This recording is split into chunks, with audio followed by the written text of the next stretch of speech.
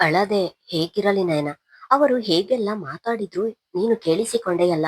ನನಗೂ ಅವರಿಗೂ ಸಂಬಂಧ ಕಟ್ಟುತ್ತಿದ್ದಾರೆ ಎಂದು ಹೇಳಿ ಅಳುವನ್ನು ಜೋರು ಮಾಡಿದಳು. ಸಾಕ್ಷಿ, ನೀನು ದಡ್ಡಿಯ ರೀತಿ ಮಾತಾಡಬೇಡ. ಅವರು ಸಂಬಂಧ ಕಟ್ಟಿದ ತಕ್ಷಣ ಅದು ನಿಜವಾಗುತ್ತದ ಹೇಳು ಎಂದು ರೇಗಿದಳು ನಯನ. ನಿಜ ಆಗ್ಲಿಲ್ಲ ಅಂದ್ರು ಇವರೆಲ್ಲ ನಮ್ಮನ್ನು ನೋಡುವ ನೋಟ ಬದಲಾಗುತ್ತದೆ. ಇವರ ಮನದಲ್ಲಿ ನಮ್ಮೆಡಗಿನ ಕೆಟ್ಟ ಭಾವನೆ ಮೂಡುತ್ತದೆ ನಯನ. ಸಾಕ್ಷಿ ಹೇಳಿದ್ದು ನಯನಾಳಿಗೆ ಸರಿ ಎನಿಸಿತು. ಸಾಕ್ಷಿಯ ನೋವನ್ನು ನೋಡಿದ ಅನುರಾಗ್ ಕನಲಿ ಹೋದನು. ನಯನ ಸಮಾಧಾನ ಮಾಡಿದರೂ ಕೂಡ ಸಮಾಧಾನವಾಗದೆ ಒಂದೇ ಸಮ ಅಳುತ್ತಿದ್ದಳು. ಅಲ್ಲಿ ನಿಂತಿದ್ದವರೆಲ್ಲ ಅವಳ ಅಳುವನ್ನು ನೋಡಿಕೊಂಡು ಸುಮ್ಮನೆ ನಿಂತಿದ್ದರೋ ಹೊರತು ಏನೂ ಹೇಳಲಿಲ್ಲ. ಮುಂದೆ ಬಂದ ಅನುರಾಗ್, ಸಾಕ್ಷಿ, ನೀವು ಹೀಗೆ ಅಳುತ್ತಿದ್ದರೆ ಸಮಸ್ಯೆ ಪರಿಹಾರ ಆಗುವುದಿಲ್ಲ. ಅಲ್ಲದೆ ನಿಮ್ಮ ಮೇಲೆ ನಿಮಗೆ ನಂಬಿಕೆ ಇಲ್ಲವಾ? ನೀವೇನೆ ಎನ್ನುವುದು ನಿಮಗೆ ಗೊತ್ತಿದ್ದರೆ ಸಾಕು. ಬೇರೆಯವರನ್ನು ಮೆಚ್ಚಿಸುವ ಅಗತ್ಯ ಇದೆಯಾ? 1000 ಜನ 1000 ತರ ಮಾತನಾಡಿದರೂ ಕೂಡ ನಿಮ್ಮದು ತಪ್ಪಿಲ್ಲ ಎಂದ ಮೇಲೆ ನೀವ್ಯಾಕೆ ದುಃಖ ಪಡ್ಬೇಕು? ಸಮಾಧಾನ ಮಾಡ್ಕೊಳ್ಳಿ ಎಂದನು. ಸಮಾಧಾನ ಮಾಡಿಕೊಳ್ಳುವುದು ನೀವು ಹೇಳಿದಷ್ಟು ಸುಲಭ ಅಲ್ಲ ಸರ್. ಮಾನವೇ ಪ್ರಾಣ ಎಂದು ಬದುಕುತ್ತಿರುವವರು ನಾವು. ಅಂಥದ್ರಲ್ಲಿ ಯಾರು ಏನೇ ಹೇಳಲಿ ನಾನು ನೆಮ್ಮದಿಯಿಂದ ಇರೋಣ ಎಂದು ಸುಮ್ಮನಾಗಲು ಆಗುವುದಿಲ್ಲ. ನೀವು ಗಂಡಸು, ಇದರಿಂದ ನಿಮಗೆ ಏನು ಅನಿಸದೇ ಇರಬಹುದು. ಆದ್ರೆ ನಾನೊಂದು ಹೆಣ್ಣು. ಈಗ ಎಲ್ಲರೂ ನನ್ನ ಚಾರಿತ್ರ್ಯಕ್ಕೆ ಮಸಿ ಬಳಿಯುತ್ತಿದ್ದಾರೆ. ನಾನು ಪ್ರತಿದಿನ ಬದುಕುವುದು ಅವರ ಎದುರಿಗೆ. ಎಲ್ಲರೂ ಅವಮಾನ ಮಾಡುತ್ತಿದ್ದರೂ ಅದನ್ನು ಪಾಸಿಟಿವ್ ಆಗಿ ತೆಗೆದುಕೊಳ್ಳುವಷ್ಟು ಶಕ್ತಿ ನನ್ನಲ್ಲಿ ಇಲ್ಲ ಎಂದವಳು ಮತ್ತೆ ಅಳಲು ಶುರು ಮಾಡಿದಳು. ಅವಳ ಮಾತು ಕೇಳಿ ಇವನಿಗೆ ನಿಜವಾಗಿಯೂ ಬೇಸರವಾಯಿತು. ನೋಡಿ ಸಾಕ್ಷಿ, ಗಂಡು ಮಕ್ಕಳಾದ ನಮಗೆ ಮನಸ್ಸಿಲ್ಲ, ನಮಗೆ ನೋವಾಗುವುದಿಲ್ಲ ಎಂದು ತಿಳಿದಿದ್ದೀರಾ. ನಿಜ ಹೇಳ್ಬೇಕು ಎಂದರೆ ಹೆಣ್ಣು ಮಕ್ಕಳಿಗಿಂತ ಗಂಡು ಮಕ್ಕಳಿಗೆ ಹೆಚ್ಚು ನೋವಾಗುತ್ತದೆ. ಆದ್ರೆ ಅದನ್ನು ನೀವು ತೋರಿಸಿಕೊಳ್ಳುತ್ತೀರಾ. ನಾವು ಮನಸ್ಸಿನಲ್ಲಿ 2ರಷ್ಟು ನೋವು ಅನುಭವಿಸುತ್ತೇವೆ, ಅಷ್ಟೇ ವ್ಯತ್ಯಾಸ. ನಿಮ್ಮ ಪ್ರಕಾರ ನಾನು ನಿಮ್ಮಷ್ಟು ನೋವು ಅನುಭವಿಸದಿದ್ದರೂ ನಿಮ್ಮ ನೋವನ್ನು ಅರ್ಥ ಮಾಡಿಕೊಳ್ಳುವ ಶಕ್ತಿ ನನಗಿದೆ. ಈ ರೀತಿ ಫೋಟೋ ಸೃಷ್ಟಿ ಮಾಡಿರುವ ಆ ಶರ್ವನಿಗೆ ಒಂದು ಗತಿ ಕಾಣಿಸಿ ಅವನು ಬಂದು ನಿಮ್ಮ ಕಾಲು ಹಿಡಿದು ಕ್ಷಮೆ ಕೇಳುವ ಹಾಗೆ ಮಾಡ್ತೀನಿ ಎಂದವನು ಅಲ್ಲಿ ನಿಲ್ಲದೆ ಹೊರಗೆ ಹೋದನು. ಸಾಕ್ಷಿ, ಅನುರಾಗ್ ಸರ್ಗೆ ಬೇಜಾರಾಗಲ್ಲ, ನಿನಗೆ ಮಾತ್ರ ನೋವಾಗುತ್ತೆ ಎನ್ನುವುದು ತಪ್ಪು. ಈ ಫೋಟೋದಿಂದ ಇಬ್ಬರ ಹೆಸರು ತಳುಕು ಹಾಕಿಕೊಂಡಿದೆ. ಇಬ್ಬರಿಗೂ ಅಷ್ಟೇ ನೋವಾಗುತ್ತದೆ.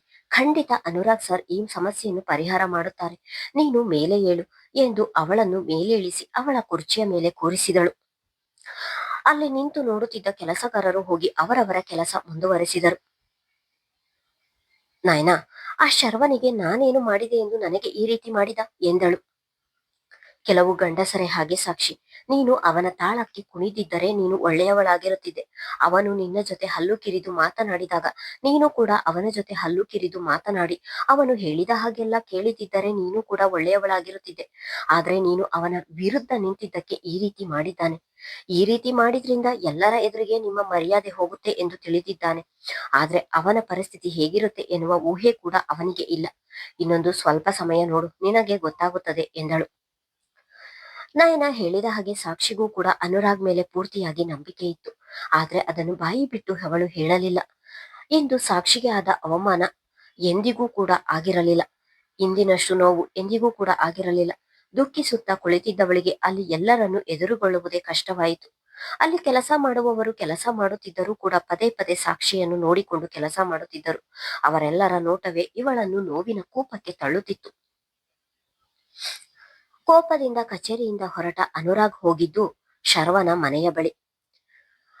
ಮೊದಲೇ ಅವನ ಮನೆಯ ಅಡ್ರೆಸ್ ಮೊದಲೇ ಗೊತ್ತಿದ್ದರಿಂದ ಅವನು ಅಲ್ಲಿಯೇ ಇರುತ್ತಾನೆ ಎನ್ನುವ ಅಂದಾಜಿನ ಮೇಲೆ ಹೋಗಿದ್ದನು.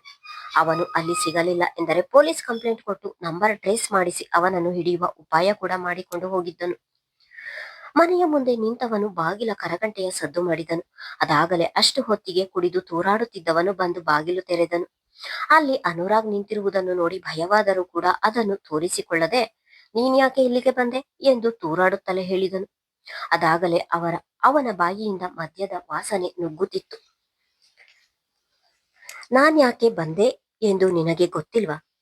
ನಿನಗೆ ಎಷ್ಟು ಧೈರ್ಯ ಇದ್ರೆ ಗ್ರೂಪಿಗೆ ಆ ರೀತಿಯ ಫೋಟೋಗಳನ್ನು ಕಳಿಸುತ್ತೀಯ ಎಂದು ಒಡನೆ ಅವನು ಕೊರಳ ಪಟ್ಟಿ ಹಿಡಿದು ಒಳಗೆ ಬಂದನು. ಅವನ ಮಾತು ಕೇಳಿ ಭಯವಾದರೂ ಅದನ್ನು ತೋರಿಸಿಕೊಳ್ಳದೆ, ಹೌದು ಕಣೋ, ನಾನೇ ಕಳಿಸಿದ್ದು. ಇಲ್ಲದೆ ಇರುವುದನ್ನು ಕಳಿಸಿಲ್ಲ, ಇರುವುದನ್ನೇ ತಾನೇ ನಾನು ಕಳಿಸಿರುವುದು. ನೀವಿಬ್ಬರು ಚಕ್ಕಂದ ಆಡುವುದನ್ನು ನಾನೇ ನೋಡಿದ್ದೇನೆ, ಅದನ್ನೇ ತಾನೇ ಕಳಿಸಿದ್ದು ಎಂದನು ದರ್ಪದಲ್ಲಿ. ಅವನ ಮಾತು ಕೇಳಿ ಅನುರಾಗ್ನ ಕೋಪ ದುಪ್ಪಟ್ಟಾಯಿತು. ಇನ್ನೊಮ್ಮೆ ಬಗಳು, ಇನ್ನೊಮ್ಮೆ ಈ ರೀತಿ ಸುಳ್ಳು ಆರೋಪ ಮಾಡಿದ್ರೆ ನಿನ್ನ ಬಾಯಿಗೆ ಪೆಟ್ರೋಲ್ ಹಾಕಿ ತೊಳೆಯುತ್ತೇನೆ. ನಮ್ಮಿಬ್ಬರ ಪವಿತ್ರವಾದ ಬಂಧಕ್ಕೆ ಅನೈತಿಕತೆಯ ಬಣ್ಣ ಹಚ್ಚಿದೆಯಾ? ಎಷ್ಟು ಧೈರ್ಯ ನಿನಗೆ ಇದನ್ನೆಲ್ಲ ಮಾಡಲು ಎಂದು ಕೂಗಾಡಿದನು.